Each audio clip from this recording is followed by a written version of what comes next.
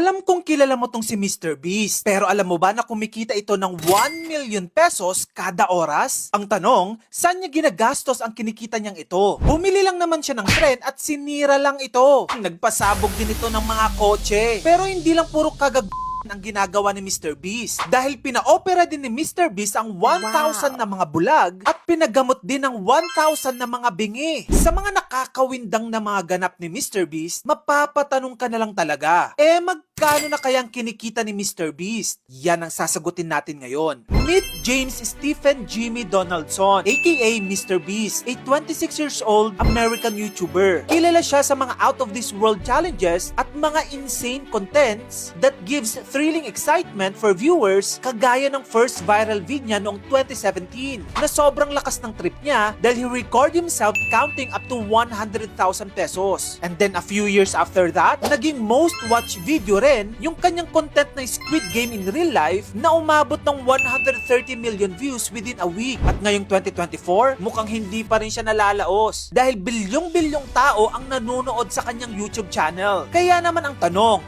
magkano na ba ang kinikita ngayon ni Mr. Beast?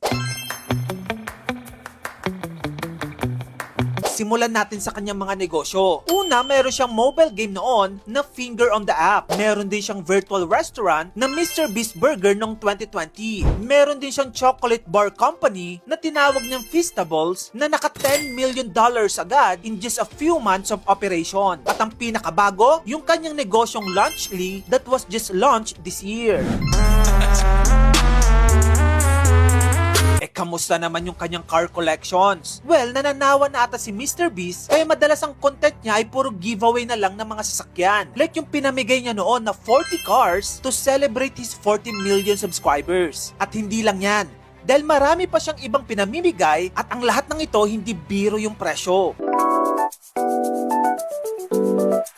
Mr. Beast can live everywhere. Meron siyang private island sa Bahamas ng presyo nito, $40 million. Wow.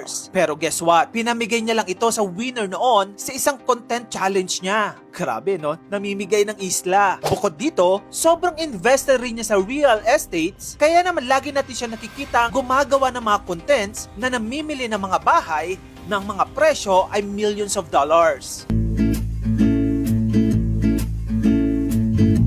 Sa kanyang mga kinikita, hindi lang siya puro lustay ng pera. Si Mr. Beast tumutulong din sa mga nangangailangan. Meron yung time na pina-opera ni Mr. Beast ang 1,000 mga bulag kung may sakit ng blindness upang makakita sa unang pagkakataon. Andyan din yung pinagamot ni Mr. Beast ang 1,000 deaf people o mga bingi